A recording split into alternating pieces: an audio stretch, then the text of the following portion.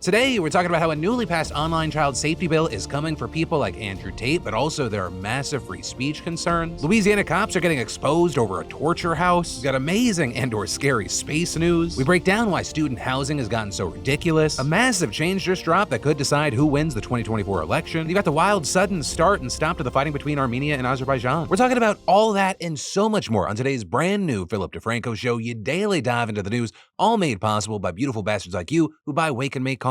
Y'all, it's time to ditch the burnt, bitter, and overpriced coffee that you got used to and just go to wakeandmakecoffee.com to buy your first bags for 50% off. It's so smooth and delicious. Some of y'all have said that it even tastes like a better life. But with that said, we got a lot of news to talk about, so let's just jump into it. Starting with, this father in Columbus, Ohio just wanted some help, and instead he got threatened with jail. So last week, according to him, he finds out that his 11-year-old daughter had been manipulated into sending nude photos of herself to an online predator. So he calls the police for help, hoping they could talk to his daughter and help her understand what's happening. But when two officers knock on his front door, one of them surprises him with this. There's not much you guys probably can do about it, is there? I mean, she could probably get charged with child porn. Who, she can? She's 11 years old. She's creating it, right? She's 11 years old. It doesn't matter. She's still making porn. No, she's not. She's being manipulated by a grown-ass adult on the Is she internet. taking pictures though? You guys have a nice evening.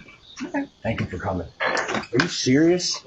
Have a nice evening. Right, so that video went absolutely viral on social media over the past few days, and those cops have taken some serious heat, with it leading to the police chief to say that the department has apologized to the father and intends to investigate the alleged crime against his daughter. And now the city's inspector general is reportedly investigating the officer's conduct, though they both appear to still be on active duty. And then, police in Louisiana have been holding detainees in a torture warehouse. That's what's being alleged in a new lawsuit against the Baton Rouge Police Department by a woman by the name of Turnell Brown. Because back in June, Brown was detained over suspicion of illegal drug activity when police found bottles of legal prescription medication in her car during a traffic stop. But instead of taking her to the precinct, Brown's suit claims that the officers brought her to an unmarked warehouse where the department's street crimes unit detained people and subjected them to assault and invasive searches, with the suit going on to describe the facility, which officers called the Brave Cave, as a torture warehouse, alleging that Brown was kept there for 2 hours, forced to expose herself in a strip search and body cavity examination, and then was released without a charge. But notably, Brown's suit is just the latest allegation against the Baton Rouge police regarding this terrifying situation. In fact, the use of the so-called Brave Cave was first reported back in August when a man by the name of Jeremy Lee sued the department and several officers, claiming that he was beaten in the warehouse back in January. And a key thing is that suit, as well as body camera footage verifying Lee's account, resulted in the Brave Cave being shut down, the street crimes unit being disbanded, and a full-blown FBI investigation. And at the time, the department's police chief implied that the officers had been engaging in this conduct without any approval, instead claiming that the facility was used by the police department for narcotics processing for decades and that he had never heard of officers calling it Brave Cave or of the alleged misconduct. But since Lee's suit, more people have come forward with very similar allegations. Brown's lawsuit claiming that detainees were regularly taken to the Brave Cave, including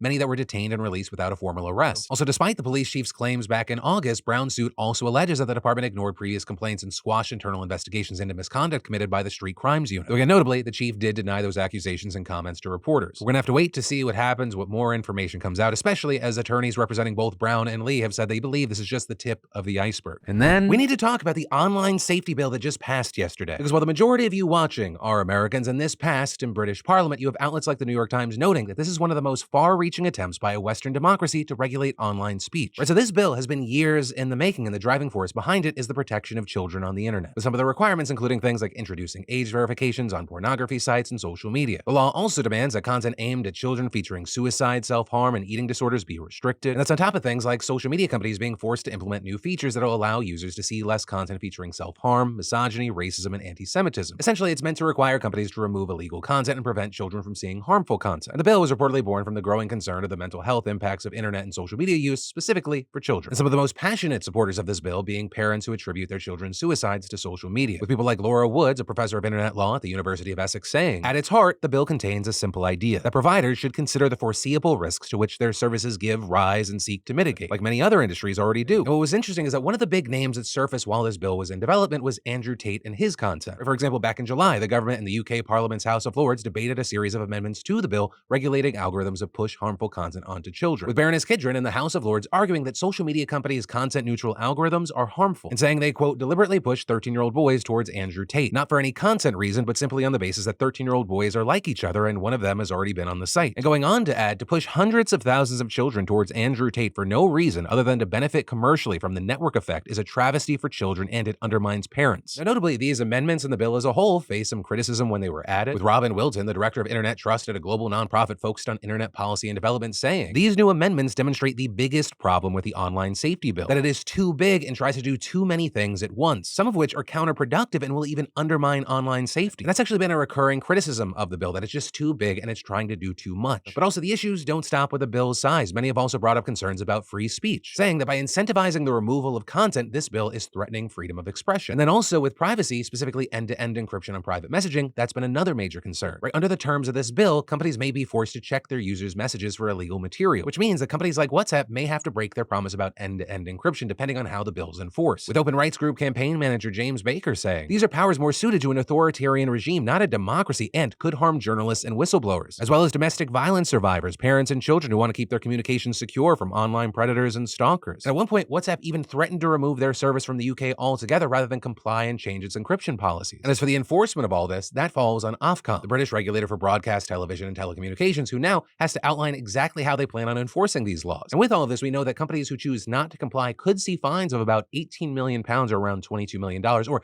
10% of their global annual revenue, whichever is greater. So one, definitely something we need to keep our eyes on as it takes effect and we see what the enforcement actually looks like. And two, whether you're British, you're American, you're whoever, what are your thoughts on this news? And then, if you or someone you know is an American student attending an in-demand college or university in 2023, y'all have actually suffered from the housing shortage more than almost anybody. Right between 2013 and 2020, rents at conventional apartments within 3 miles of college campuses reportedly grew 30%, outpacing inflation. And when Moody's Analytics looked at 11 metros where at least 19% of the total population was college students, it found that rents at student housing properties grew about 3% faster than regular apartments over the past 4 years, with one metro even seeing a growth rate difference as large as 15%. And actually, part of the reason this is happening has to do with who owns and manages that housing. Because as places like Insider have put it, in the decade plus since the Great Recession, the student housing market has transformed from a patchwork of on-campus dorms, small apartments, and shared houses into a huge industry that's coveted by some of Wall Street's biggest investors. For example, the private equity giant Blackstone last year bought American Campus Communities, the largest developer and manager of student housing in the US, for $13 billion. With just that deal alone putting nearly 112,000 beds into its portfolio and spurring on a wave of student housing acquisitions by other investors. I mean, investors spent $23 billion in the space, more than double the sum in 2021, according to the commercial real estate firm CBRE. And RealPage Market Analytics estimated that roughly 80% of privately owned student housing has been built in the past 20 years. Now, because as more people went to college in search of that degree that could give them the leg up at a competitive job market, the promise of recession-proof profits in a relatively untapped market spurred a construction boom. And for the colleges themselves, building new dorms is harder than ever due to funding cutbacks, high interest rates, and local zoning laws, plus they're not eager to take on debt to finance development. So feeling the pressure to increase enrollments, they're doing one of two things. One, simply relying on the private market to provide enough off-campus housing to fill in the gap. Or two, outsourcing student housing to a private third party. And that's happening in a couple of different ways. They sometimes lease out campus land to a private developer who then builds residences and collects rent. Or they keep ownership of the dorm buildings, but they get an outside company to do management, renovations, and rent collection. And so not only does this trend lead to growing rents for students and their parents who are already saddled with growing tuition bills and growing student loans, it also arguably widens the gap between rich and poor students. And this because, one, the more expensive apartments tend to be closer to campus, so students are actually segregated by class and forced to commute further if they're less wealthy. And two, as the gold rush for student housing ramped up, investors began competing to offer more lavish amenities that could be featured in advertising materials. So for example, just outside of UT Austin, you can see this cluster of newly built high-rises sprouting up at an area known as West Campus, with one 19-story tower called Villas on Rio advertising vacation-style amenities such as a full spa and a sky lounge with sweeping views of the city. Then in another building, the Mark Austin, that includes a tanning bed, a 2-story gym, and a bowling alley. Or for peak comfort, you got a 30-story tower called Waterloo, boasting a rooftop infinity pool, a pair of saunas, a yoga studio, an in-house coffee bar, and ample nooks and tables for socializing or studying. And so that increasingly you see all the poors stuffed into traditional housing while mommy and daddy pay for the rich kids living up in these buildings. But there are also exceptions to that trend. Right, actually at Waterloo, for example, the tower was only allowed to be built 30 stories tall because of a change to the zoning code in 2019 mandating that it make 20% of its units affordable. So now students who rely on financial aid can actually apply to get one of those units, which reportedly are indistinguishable from the other apartments and offer all the same amenities and cost between $800 and $1,100. Though even there, the numbers appear to lie. Right, all those affordable units are studio apartments, meaning that they hold only 49 out of the 796 beds in the building. Right, so it ends up being a numbers game. While 20% of the units are technically affordable, only about 6% of the beds actually are. But with all that, I gotta ask, what are your thoughts on the news? But also, what have your experiences been as a student, a parent, or an educator in this realm? And then, any of you focus on getting your business off the ground, creating a place to share your homemade goods, or even a personal blog, I got a great solution for you. And it comes from, and I want to thank the fantastic sponsor of today's show, Squarespace. I've been partnering with Squarespace for years now, and I have to say, it's just so easy. There's nothing to install, patch, or update ever. And creating a beautiful website with Squarespace Squarespace's Fluid Engine is so easy. You just drag things where you like, no coding necessary. And if you need a starting point, Squarespace has a bunch of great professional templates. You can even sell custom merch easily. And Squarespace handles all the production and shipping. Plus, with Squarespace, you get access to all their marketing tools and analytics and their award-winning customer care team via email or live chat 24/7. So go check it out, see why so many others love it, and see why you're going to love it. And start your free trial today over at squarespace.com/Phil. When you realize you love it like so many others have, just make sure you enter an offer code Phil to get 10% off your first purchase. And then scientists are puzzling right now over this cosmic mystery that may suggest that our universe is twice as old as previously thought. Right? Let's say that a star was born 10 billion years ago, but has long since disappeared. Well, if it was far enough away, let's say 10 billion light years, then that star's light should take so long to travel across the universe that by the time that it reaches us, we're basically looking at 10 billion year old light. So in effect, the further we look into space, the farther back we can peer through time as well. And the James Webb Space Telescope, the most powerful ever to be put in space, lets us see really fucking far. So far, in fact, that for the first time, astronomers have picked up the faintest traces of light left behind by galaxies forming just 200 to 500 million years after the Big Bang. And what's more is that they're appearing to be bigger and brighter than our models would have predicted. Right? Instead of the barely formed blobs we were expecting, we got highly structured galaxies, possibly with spiral arms, that look a lot like our local universe, which to astronomers is shocking because they didn't think there was enough time for those galaxies to grow that much. With one professor telling NPR, it's like if you went to a kindergarten and you saw a teenager. And so this mystery has divided astronomers, with one publishing an article in the monthly notices of the Royal Astronomical Society that reaches a radical conclusion, with them suggesting that the universe may not be 13.8 billion years old as we've long thought, but rather 26.7 billion years old. And notably, this wouldn't be the first time that we revised our estimate, right? In the 1920s, we thought it was just 2 billion years old. But you do have people who are skeptical, who doubt the article's findings, with them pointing out that it combines two models of the expansion of the universe, one of which has been disfavored. And so instead, you have other astronomers suggesting that the early galaxies are simply not as big or as bright as they seem. They're saying there could be an active supermassive black hole at their center with bright accretion disks that shed off a bunch of light, or maybe high-energy jets that would make them appear bigger than they actually are. Or maybe there could be hot dust in the galaxies, which looks very bright in the infrared wavelengths picked up by James Webb. But yeah, who really knows? I'm personally using this as my every now and then reminder that the universe and everything in it is both mystifying and terrifying, but also beautiful. And when you remember how unimaginably big and infinite everything is, sometimes that's all you need to remember that, like, what's big in the moment may not be that big. That just got weirdly insightful for one of you going through some stuff right now. Oh, is it a sign? No, it's just the musings of a man who did not get enough sleep last night. Or is it? And then this right here could be huge for 2024. Yesterday, Pennsylvania, which will likely be one of the most important states in this next election, announced that it will implement automatic voter registration. Meaning, moving forward, Pennsylvanians who can legally vote will automatically be guided through the voter registration process when they go to the DMV to get or renew a driver's license or state ID. And if they don't want to be added to the voter rolls, they'll have to manually opt out. And that could be absolutely massive for this incredibly essential battleground state. I mean, according to state officials, while the state had around 8.7 million registered voters by the end of 2022, there are around 10.3 million residents eligible to register. That's nearly 2 million more people who could potentially sway the outcome of a presidential election. And notably, this move comes as part of a broader trend. Right, since 2015, when Oregon became the first state to take this step, nearly 24 others have followed suit. And what's more, this announcement was made on National Voter Registration Day, a time when many politicians and celebrities were drawing attention to the matter and urging people to register. This including Taylor Swift, who urged her incredibly powerful mandate of Swifties to take the same energy they have at her shows and bring it to the political process, posting on Instagram to her 272 million followers yesterday and writing, "Are you registered to vote yet? I've been so lucky to see so many of you guys at my US shows recently. I've heard you raise your voices and I know how powerful they are. Make sure you're ready to use them in our elections this year." With Swift going on to link to vote.org in order to register to vote in less than 2 minutes. And already, her efforts have driven up registrations, with the communications director for vote.org saying in a tweet that after Taylor's Instagram story, the organization's site was averaging 13,000 users every 30 minutes. But of course, while Taylor was one of the biggest names, she was not the only one spreading the word. You also saw Liza Koshy and Bretman Rock teaming up with Michelle Obama's organization When We All Vote in a video urging people to check their registration status and encourage others to register as well. Which again, whether you're in Pennsylvania or any other state,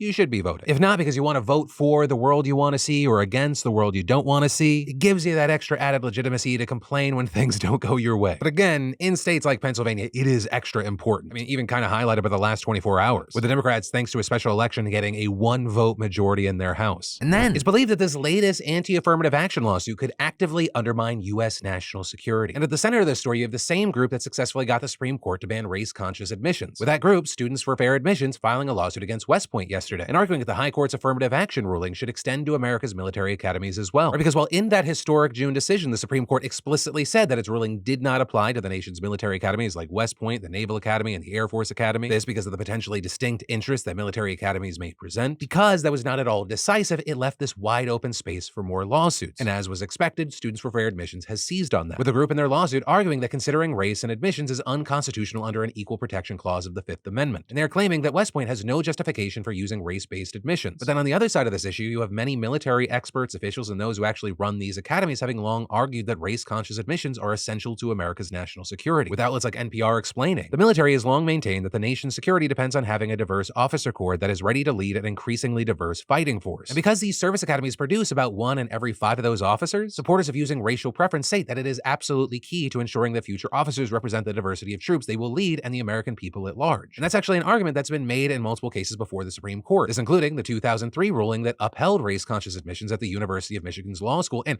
acted as the leading precedent on the issue for decades. And there, a group of former high-ranking officers and civilian military leaders filed a brief arguing that the percentage of African-American officers in the Vietnam War was so small that it actively hurt morale and created racial tensions. Because while black service members made up 16.3% of the armed forces and up to 25% of men enlisted in the Army, only 2% of officers across all branches were black. And that argument that having diverse officers is crucial for military readiness is also made multiple times in the most recent affirmative action case, with the U.S. Solicitor General saying during oral arguments that having a diverse officer corps is a critical national security imperative, with that also being echoed in a brief filed by the Biden administration opposing the suit, which also noted that it was still an issue today, pointing out that while white service members make up around 53% of the active duty military, nearly 1 in every 3 officers are white. Meanwhile, only around 8% of officers are black, even though black service members are about 20% of active members. But then, going back to Students for Fair Admissions, they claim in their complaint that the belief that race-conscious admissions are important to safeguard national security is specific only to the Vietnam War and no longer applies to the modern-day force. But ultimately, that's where we are with this, and it's going to be something to watch because it is widely believed that any decision in the West Point case will likely apply to other service academies as well. And so as a result, this is all but guaranteed to make its way into the Supreme Court. And then, it looks like Azerbaijan may have finally gotten what it has spent decades trying to do: reestablish control over the breakaway Nagorno-Karabakh region. And while we've touched on the situation a few times over the last 3 years, here's the quick version. The area has a majority Armenian population that wanted to make the breakaway state of Artsakh with the backing of Armenia. And relatively recently, the two sides fought over it, which led to a ceasefire and Russian peacekeepers being sent to the region. But Azerbaijan decided yesterday that wasn't enough and launched an anti-terrorist campaign, killing at least 32 people and wounding 200. And really, it had looked like it was only a matter of time before this happened, and Azerbaijan had been testing the water since at least December. And that's when it cut off essentially the only highway connecting Nagorno-Karabakh to Armenia, and thus nearly all of the region's food, fuel, and other supplies. It was also a serious test of how serious Russian peacekeeper forces in the area were. They were supposed to prevent Azeri troops from doing stuff like this and couldn't, or just didn't care to. Although it's not like they didn't do anything this time around. They actually managed to broker a ceasefire just about 24 hours after fighting started, and will manage its implementation, which is pretty much an unconditional surrender by Artsakh officials. Right, they'll surrender all their weapons, disband their defense army, and withdraw from the region. They also added a commitment to withdrawing Armenian army units from the region, although Armenia continues to deny such units exist, which has been described as a hilarious claim considering Azerbaijan is currently occupying parts of Armenia along the border. However, the reality here is that even with a peace deal in place, there's still likely going to be fallout from this conflict going on. And that's because Armenia's prime minister is facing fresh calls to resign, and its Security Council is warning that there would be large-scale unrest and vowing effective measures to maintain order. And in fact, we're already seeing that unrest as protesters clash with security forces, leading to more than 30 being injured. But definitely something we have to keep our eyes on here, especially because there's this growing impression that Russia can't really project its power like it used to, which absolutely could be a huge sign to its neighbors that it really can't be the big man in the region anymore. And then, let's talk about yesterday today, where we take a look back at yesterday's show, where we talked about a lot of stories, and we dive into those comments to see what y'all were sounding off on. Starting with the top comment of the show: